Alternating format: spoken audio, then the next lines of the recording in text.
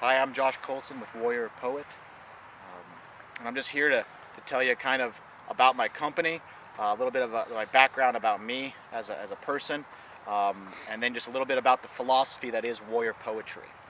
As I said before, I'm Joshua Colson. I was born and raised in the Bitterroot Valley here in Montana my entire life. Educated here, went to Valley Christian High School, took my undergraduate studies here at the University of Montana in political science, and then of course I was on an ROTC scholarship for that, so I had to go off to the military as soon as I was done with that. Did 5.5 years in the Army as an infantry officer, and now I came back here, of course, back home again to start a business. And it's not just any business. The company itself, Warrior Poet, stems from a nickname I got while I was in the Army. It was a nickname that was more meant to make fun of me, but I kind of enjoyed it for what it was.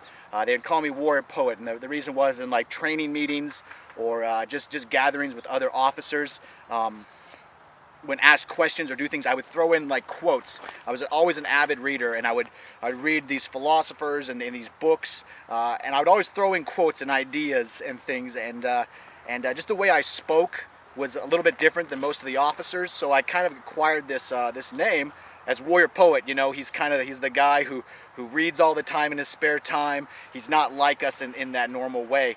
So that was a name I got. Soldiers and other officers would make fun of me at morning formations, basically saying that, hey, I'd been up already for 2 hours drinking tea and reading a bit of poetry, a spot of poetry as they would call it, while they're holding up their middle finger and pretending I'm drinking tea.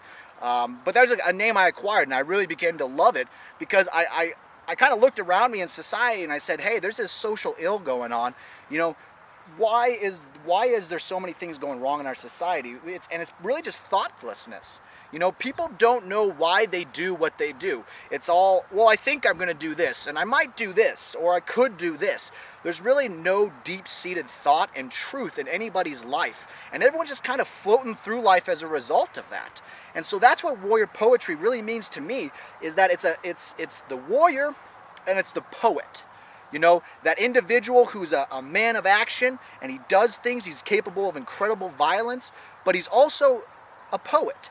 He's a man of philosophy, quiet introspection. He's just a person who thinks through everything he does. And that poet in him, you know, makes him that much more of a man of action, because everything he does stems from that truth. And those actions and those things he does only reinforces that thoughtful side of him, because if anything's worth doing, it's worth knowing why you're doing it. And so that's really what warrior poetry is. It's about living a life of deep thought, having set truths in your life, lines that are drawn in your life where you say, I will not go past there, or nobody will go past there in my life. Just setting up those parameters in your life, and every single thing you do from that point is based upon a foundation of truth. Some kind of truth. And so you have to be, you know, that person who takes time to read, that person who takes time to search for truth. And then once you find that truth, you got to embed it inside of you, and every single thing you do has to spring forward from that truth. And so that's what warrior poetry is, and that's my company, Warrior Poet. A lot of people have asked me, hey Josh, why is Warrior Poet a graphic artist company? Well, that's very, very simple, because symbols have meanings. And symbols are very powerful. Men and women, civilizations, all sorts of things have risen and fallen based on symbols. Things that are codified images of beliefs that we hold dear. You think about the American flag. When you see that flag, what does that make? If you're a U.S. citizen, what does that bring inside of you? There's this pride. There's this. You almost hear the Star-Spangled Banner behind you. You hear these things. It's something that really stirs something inside you, because that's who you are. That's who those on your left and your right. That's who they are. You know, it gives you this commonality with your fellow man. It gives you ground to stand on, perspective, and that's really why I'm doing what I'm doing. Because if you can create symbols that draw people together, how powerful is that?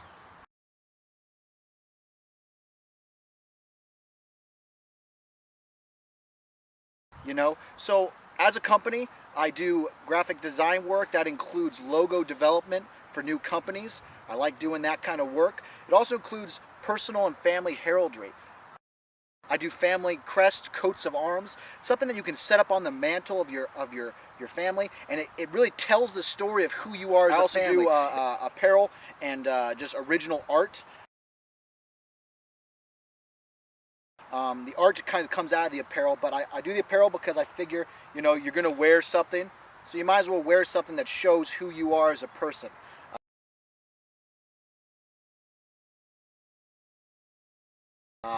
It's a translation of on the outside of what you are on the inside, or at least what you hope to be on the inside, because at times we're not often what we wish we were. But, you know, I create these symbols, and it's not just for, you know, the people looking at you to see these symbols, but it's also for you to see the symbols. For instance, I hide graphics on all of my designs. Like this one right here, it's a heart on your sleeve.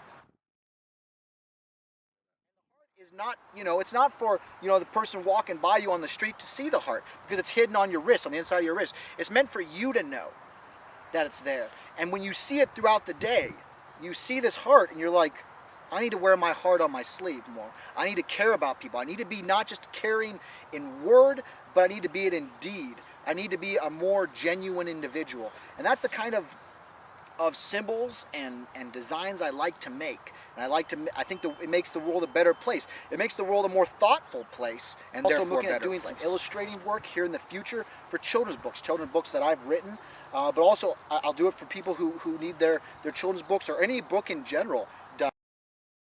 Grab the theme of the manuscript that's given to me, something that accentuates the beauty of the words, that doesn't overpower them, but, you know, complements them well. You know, just comes right alongside and in line with what the words are saying, and really enhances the overall look of the product.